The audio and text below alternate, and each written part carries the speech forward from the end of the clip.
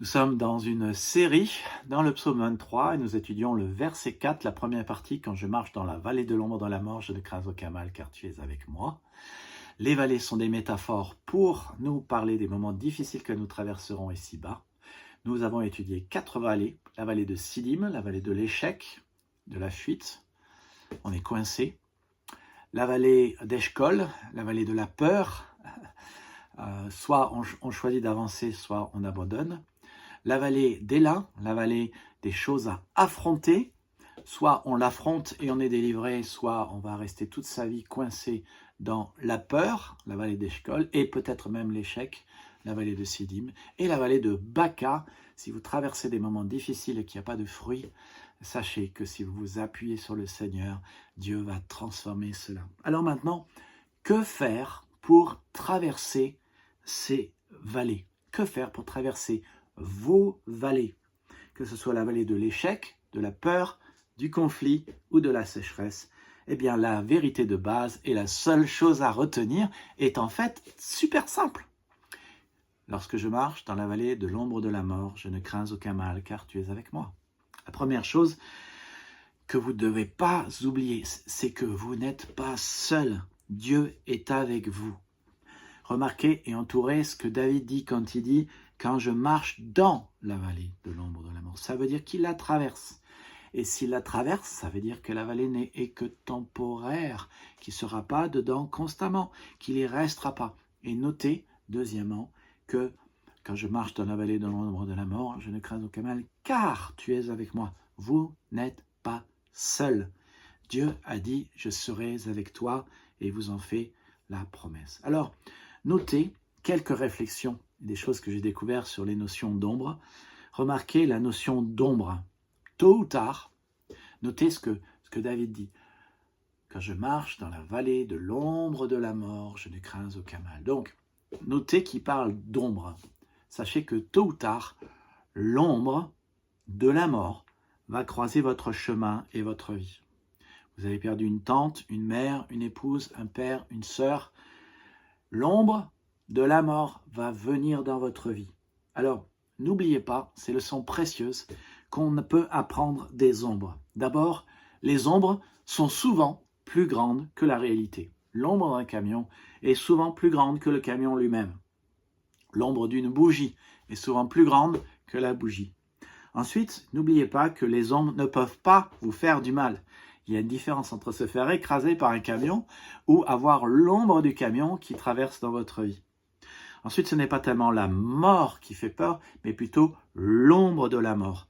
C'est votre peur de la mort qui vous hante. En fait, l'ombre de la mort, ça engendre la peur de la mort, et souvent, même l'ombre de la mort, c'est la peur de la mort. Mais l'ombre, c'est toujours une image sans substance. Et puis, voici la chose la plus importante et la plus précieuse à se souvenir sur l'ombre.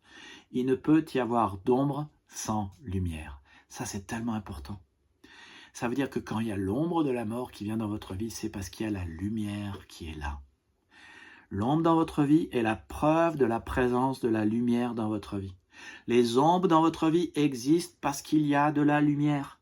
Les ombres vous parlent de la bonne nouvelle, de la lumière, de l'amour et de la grâce de Dieu. Les ombres impliquent la présence de la lumière et impliquent la présence de Dieu. Et donc, la façon dont vous gérez les ombres dans votre vie vous fera perdre la tête ou aller beaucoup mieux. Et je vous pose la question, comment gérez-vous l'ombre de la mort, l'ombre du désespoir, l'ombre de la dépression, l'ombre de la peur? Comment gérez-vous ces choses? Est-ce que vous vous tournez le dos à l'ombre et vous regardez la lumière? Ou est-ce que vous tournez le dos à la lumière et vous regardez l'ombre? Allez-vous vers l'ombre ou allez-vous vers la lumière? Ou pensez-vous à la lumière et allez-vous vers la lumière? Ou pensez-vous à l'ombre et allez-vous vers l'ombre? Mon ami, c'est tout l'intérêt qu'il y a d'être un disciple de Jésus-Christ. Parce que le Christ a dit, « Je suis la lumière du monde.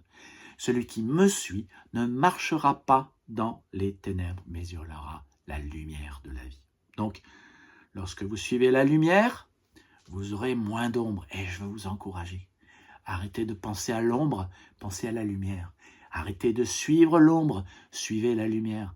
Arrêtez de regarder l'ombre, regardez la lumière et arrêtez de faire ce que l'ombre vous dit. Suivez et faites ce que la lumière du monde dit, ce qui est Jésus-Christ.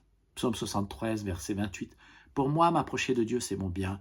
Je place mon refuge dans le Seigneur. Si le Seigneur est le souverain Seigneur de votre vie, il est votre refuge, il est votre lumière, et sa lumière vous aidera à traverser les ombres de votre vie, y compris l'ombre de la mort. La deuxième chose dont vous devez vous souvenir dans votre vallée, c'est que Dieu a des bons plans pour votre vallée. Dieu a le plan d'ensemble total, il a la carte géographique de votre vie, il veut du bien, il vous veut du bien, il a un bon dessein, des bons buts, des bons objectifs, la bonne perspective. Tout le psaume 23 nous en parle. Dieu est un Dieu bon, il ne vous veut pas du mal, il veut que vous vous sentiez bien, que vous ayez tout ce qu'il faut. Dieu ne veut que vous faire du bien et il a que de bons plans.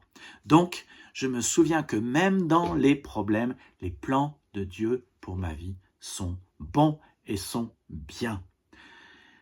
Romains 5, 3 à 5, nous nous glorifions donc même des afflictions, sachant, voici une description du bon plan de Dieu, sachant que l'affliction produit la persévérance, la victoire dans l'épreuve et cette victoire, l'espérance. Or, l'espérance ne trompe point, parce que l'amour de Dieu est répandu dans nos cœurs par le Saint-Esprit qui nous a été donné.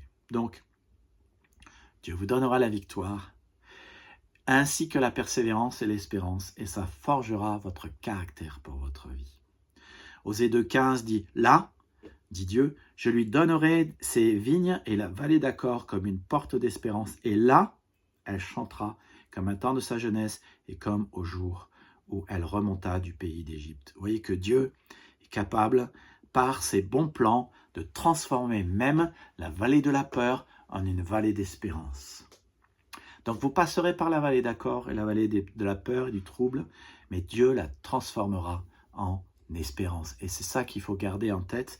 Dieu la transformera en espérance. Sa puissance magnifique vous rendra fort pour tout. Colossiens 1,11. Alors vous résisterez et vous supporterez tout avec patience. Donc, je me souviens que je ne suis pas seul. Je me souviens que Dieu a un bon plan pour moi et qu'il transformera même la vallée d'Accord, la vallée de la peur, en une vallée d'espérance. Et je n'oublie pas aussi que Dieu me donnera une récompense. Ma récompense durera éternellement. Vous serez récompensé d'avoir été fidèle à Christ dans la vallée de l'échec, de la peur, du conflit, du chagrin. Nos légères afflictions du moment présent produisent pour nous, au-delà de toute mesure, un poids éternel de gloire. Donc demain, tu ne seras pas au ciel depuis une minute que tu te diras « À quoi pensais-je et pourquoi est-ce que je me plaignais autant ?» quand tu verras toute la gloire dans laquelle tu es dans la présence de Christ. Alors, je ne sais pas quelle est la vallée que vous traversez.